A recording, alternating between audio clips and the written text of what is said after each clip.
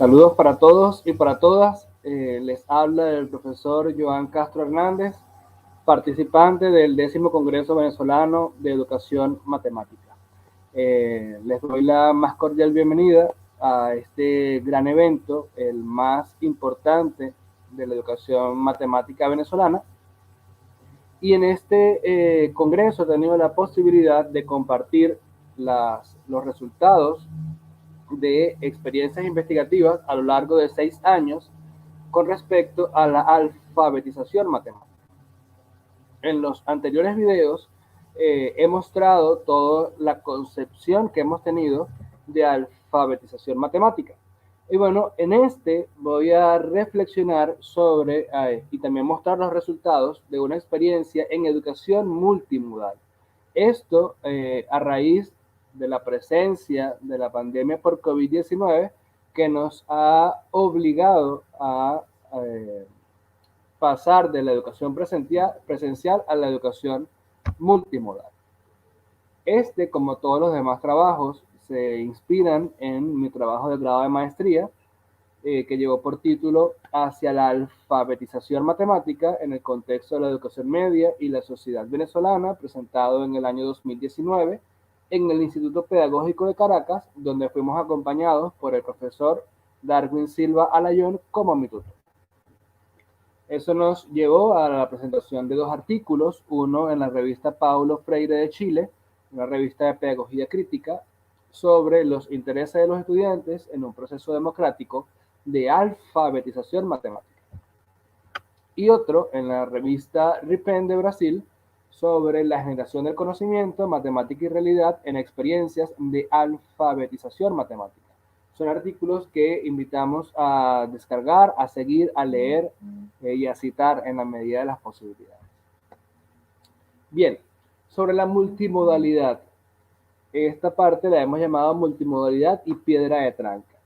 Como ustedes podrán ver en estas imágenes, utilizando la simbolización, encontramos una vialidad obstruida por un gran trozo de piedra, ¿no? Que quizás permite el paso peatonal, pero no el de vehículos. Esto representa, digamos, la vialidad o la cotidianidad que teníamos de la educación tradicional, la educación presencial. Pero encontramos un obstáculo y esta vez está relacionado con una situación mundial de salud, un problema de salud pública que es la pandemia por COVID-19, digamos que impide lo que tradicionalmente hacíamos como la educación tradicional. Ahora, ese es el único problema, o ese siempre ha sido el único problema. Voy a hablar ahora de la siguiente manera: lo que no termina de morir, y refiriéndome a la enseñanza tradicional de la matemática y el COVID-19. No es solamente el COVID-19 lo que impide el aprendizaje de la matemática. La propia enseñanza tradicional de la matemática ya tenía dificultades, ya tenía problemas que había sido reportado a lo largo de las investigaciones. Entonces, es importante poner en relieve que aunque tenemos una situación sobrevenida, como es la pandemia por COVID-19, no es no es esta situación la que nos alerta sobre una problemática en la enseñanza de la matemática. Al fondo del debate. Bueno, creo que es importante señalar que hay que aumentar el nivel en el debate actual sobre la educación matemática. A veces, hemos encontrado en este último año y medio muchísimas publicaciones o el debate, la discusión de los profesores centrada en las aplicaciones a utilizar, la efectividad de la comunicación por las redes sociales, pero siento que podemos ir al fondo del debate que tiene que ver con la matemática que enseñamos, con cómo aproximamos el conocimiento matemático a los estudiantes y para qué les sirve ese aprendizaje de la matemática.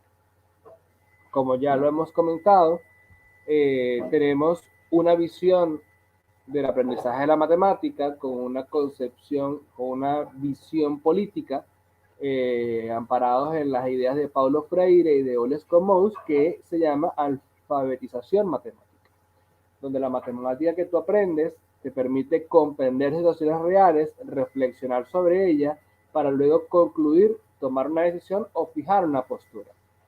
Es decir, que como ciudadano, cuando veas información representada matemáticamente, puedas comprenderla y a partir de allí eh, definir tu actuación como ser humano.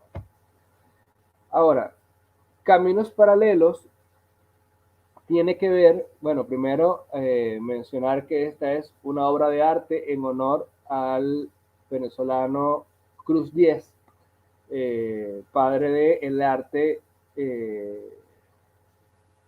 cinético, ¿no? Entonces, bueno, los caminos paralelos nos estamos refiriendo a, a que vamos a tratar o a procurar que lo que hicimos con experiencias de alfabetización matemática en aquel momento en educación presencial, poder llevarlo a la multimodalidad. ¿Okay? Entonces, vamos a ver en qué sentido nos permite actuar paralelamente. ¿Okay? Que lo que hacíamos allá, vamos a ver cómo podemos hacerlo en la virtualidad. Bueno, ya por lo dicho, la alfabetización matemática lo consideramos como un proceso social y educativo que forma al ciudadano y le da poder para ir a comprender su realidad. Las experiencias se crean a partir de los intereses de los estudiantes y se hace vivir la relación matemática y realidad. Ese es, digamos, nuestra visión. Y el gran desafío que tenemos ahora en la educación multimodal es cómo hacerlo. Nosotros hemos encontrado, nos ha parecido muy agradable o muy positivo que esta misma situación sobrevenida de la pandemia por COVID-19 ha abierto los espacios para que eventos como este podamos seguir desarrollándolos en la virtualidad. La alfabetización matemática surge como una respuesta, como una alternativa a la enseñanza tradicional de la matemática, que se caracteriza por ser bancaria, tecnocrática, cientificista y apegada al paradigma del ejercicio. Por eso les decía que no es solo el COVID-19 el problema en la enseñanza de la matemática, no. Ya habían reportes, investigaciones que hablaban de los graves problemas que representa aprender matemáticas y algunas caracterizaciones de los procesos de enseñanza y aprendizaje de la matemática. Bancaria, como lo decía Paulo Freire, el estudiante es mero receptor de la información, no es participante. Tecnocrática, el docente, que es el que concentra el poder, primero va a los actores externos, el plan de estudio, los creadores del plan de estudio, los libros de texto, los autores de los libros de texto, antes de consultar a lo interno. Cientificista porque procura el desarrollo de una matemática netamente abstracta que no mantenga relación ni vínculos con la realidad y apegada al paradigma del ejercicio porque se centra en la reproducción. Nuestro objetivo general siempre es promover la alfabetización matemática. Dentro de los objetivos de acción, generar espacios educativos que le permitan a los estudiantes reflexionar sobre sus intereses, realidades y expectativas con la intención de aprovecharlos durante el proceso de alfabetización matemática. Diseñar y poner en práctica experiencias de alfabetización matemática que consideren los intereses, expectativas y realidades de los estudiantes, así como también los objetivos de la nación. Comprender los procesos de matematización realizados por los estudiantes en el estudio de situaciones reales y analizar el estado de la alfabetización matemática alcanzado por los estudiantes. Aquí tenemos un marco, inicialmente lo que propone el profesor Vladimir Serrano en su investigación, ver la alfabetización matemática como la composición de las competencias matemáticas, metamatemática, social y axiológica, pero que nuestra investigación en 2019 nos llevó a ver que podemos resumirlo en dos grandes componentes, la matemática y la formación integral, pero donde esa componente matemática tiene que ver con el conocimiento matemática propiamente, con la metamatemática, el metaaprendizaje matemático, que ya lo discutimos en otro video, y la capacidad de matematizar. Y con respecto a la componente de la formación ciudadana, la formación integral, cómo aprenden de las otras áreas del conocimiento, cómo traen ideas matemáticas de la información general, de la información real, y su transformación como ser social y ser humano.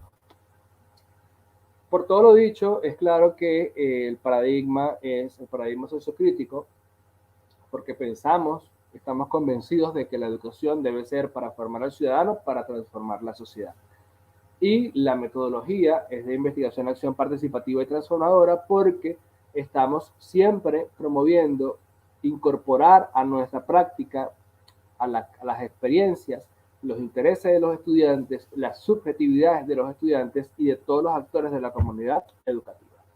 El camino metodológico recorrido que hicimos en las actividades presenciales y en estas experiencias multimodales siempre son conocer los intereses de los estudiantes para crear los temas generadores, invitarlos a escoger qué estudiar, tener reuniones para trabajar y luego presentar las investigaciones. A diferencia de cuando lo hicimos presencialmente, esta vez trabajamos con unos formularios que nos permitieron conocer los intereses de los estudiantes, ¿ok? Y así construir los temas generadores. Acá les muestro. El tema generador en sí trataba sobre el COVID-19, pero nos aproximamos un poco más sobre qué pensaban los estudiantes con respecto a esto. Aquí están algunas de las preguntas para conocer su conocimiento, su visión, sus subjetividades sobre la pandemia, que al final nos permitió construir dos temas generadores. Entre cuidarnos matemáticamente, que tenía que ver con cómo justificar matemáticamente las medidas de bioseguridad, entre otras cosas, y los efectos globales de la pandemia, donde estaba más relacionado a los impactos económicos y en las sociedades de la pandemia. Bueno, la producción más importante, digamos, las producciones de los estudiantes y las investigaciones de los estudiantes fueron progresivamente avanzando, digamos, mejorando y cada vez incorporando más información. Hubo una etapa inicial donde ellos se informaron sobre qué era el COVID-19, cuáles eran las medidas de bioseguridad, cuáles eran los efectos en la economía. Luego ellos tomaron por grupos un país que les interesara, país en específico, para analizar, ver el tipo de cuarentenas que habían tenido, si es que habían tenido cuarentena o no habían tenido cuarentena, qué estrategias habían abordado, los gobiernos, el desarrollo de las vacunas, etcétera, etcétera, etcétera.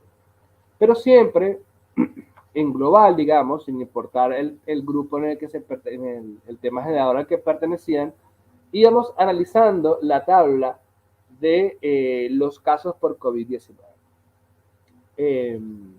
Tenemos acá, con información aproximadamente de los primeros días del mes de marzo, cómo estaba la situación en los primeros países, digamos, los países que aparecían con mayor cantidad de casos, Estados Unidos, India y Brasil.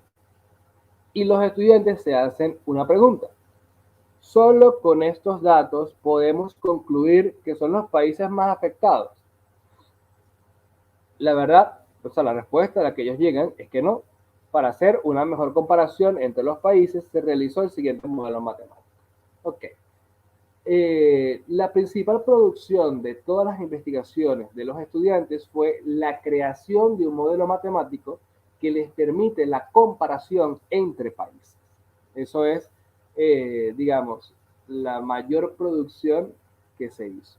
Y creo que es una genialidad. Vean, hay unas ideas iniciales, porque la construcción del modelo no vino directamente, sino que hay unas aproximaciones al ver o al incorporar el tamaño de la población. Porque, regresando a esta tabla, habría que decir que India tiene 5 veces más población que Brasil, aproximadamente. Entonces, allí es donde entraba el debate y esta idea de dividir entre el tamaño de la población. Se podría decir que India es más afectado que Brasil, teniendo más o menos la misma cantidad de casos, pero 5 veces más de población. Entonces, allí es donde abre, digamos, las compuertas, les abre los ojos sobre que el tamaño de la población incide para poder compararlos. El modelo definitivo es 2 veces la cantidad de casos activos, que lo calculan tomando la cantidad de casos totales, restándole la cantidad de recuperados y la cantidad de muertos. Esa fue otra deducción que hicieron los estudiantes. Más la cantidad de muertos entre el tamaño de la población. Y bueno, ellos multiplican por 1000, ya que es para hacer los números un poco más sencillos de manipular. El mismo estudio que ellos hicieron lo comparaban con, o sea, digamos, trataban de ver si lo que les arrojaba el modelo se correlacionaba con las gráficas, digamos, si los países más afectados verdaderamente tenían que, su gráfica mostraba alguna relación. Vean en esta gráfica cómo ellos caracterizan los trazos de las curvas cuando ellos creen que es exponencial, cuando está estable, cuando hay decrecimiento, etcétera. Y acá, bueno, podemos observar, esta es una información conocida en internet, pero tenemos una representación de los estudiantes y hay una comprensión al respecto de que el porcentaje de contagio aumenta o disminuye en la medida que tomamos las medidas de bioseguridad. Bueno, hemos llegado al final de este video. Nos vamos a encontrar en el COVEN para ver más. Los invitamos a suscribirse en este canal de YouTube y a seguir el seminario hacia la alfabetización matemática en el contexto de la educación media y las sociedades norteamericanas. Nos encontraremos el miércoles 13 en el COVEN y allí estaremos discutiendo todos estos temas y estaré abierto a todas sus preguntas. Muchísimas gracias.